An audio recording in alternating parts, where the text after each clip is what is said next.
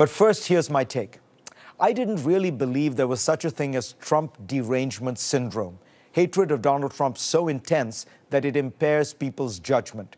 It's not that I didn't notice the harsh, unyielding language against Trump. I've said a few tough things myself. But throughout the campaign, Trump seemed to do things that justified it. Once elected, instead of calming down and acting presidential, he continued the stream of petty attacks, exaggerations, and lies. His administration seemed marked by chaos and incompetence. And then came the strike against Syria. On that issue, Trump appears to have listened carefully to his senior national security professionals, reversed his earlier positions, chosen a calibrated response, and acted swiftly. I supported the strike and pointed out, in print and on air, that Trump was finally being presidential because the action, quote, seemed to reflect a belated recognition from Trump that he cannot simply put America first, that the President of the United States must act on behalf of broader interests and ideals, unquote. On the whole, though, I was critical of Trump's larger Syria policy, describing it as incoherent. From the response on the left, you would have thought I had just endorsed Donald Trump for Pope. Otherwise thoughtful columnists described my views as nonsense. One journalist declared on television, if that guy could have sex with this cruise missile attack, I think he would do it. A gaggle of former Obama speechwriters discussed how my comments were perhaps the stupidest of any given on the subject. White House speechwriters must have written the lines that President Barack Obama spoke on September 27, 2013, announcing the UN deal in which the Syrian regime agreed to give up its chemical weapons stockpile.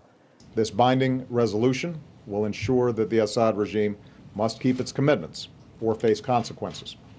We'll have to be vigilant about following through.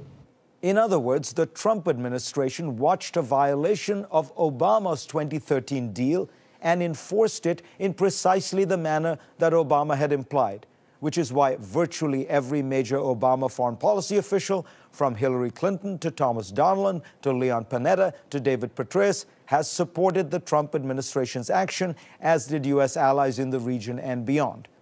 The strikes were discreet, measured, intended to convey a signal, and yet at the same time designed to ensure that the U.S. did not descend further into the Syrian civil war. In other words, they were very Obama-like.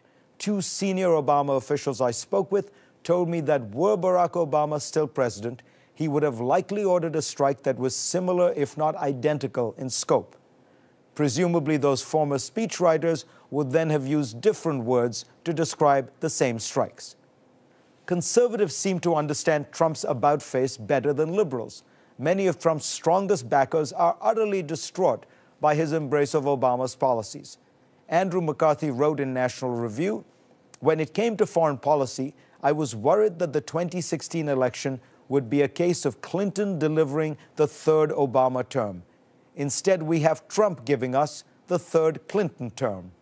Liberals have to be careful to avoid Trump derangement syndrome. If Trump pursues a policy, it cannot axiomatically be wrong, evil, and dangerous. In my case, I've been pretty tough on Donald Trump. I attacked almost every policy he proposed during his campaign.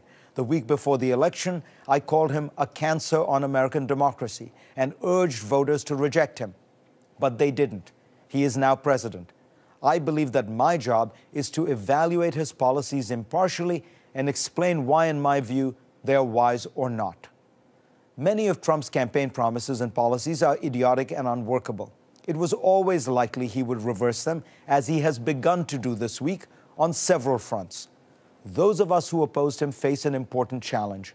We have to ask ourselves, would we rather see Trump reversing himself or Trump relentlessly pursuing his campaign agenda? The first option would be good for the country and the world, though it might save Trump from an ignominious fall. The second would be a disaster for all. It raises the quandary. Do we want what's better for America or what's worse for Donald Trump? For more, go to cnn.com/Fareed and read my Washington.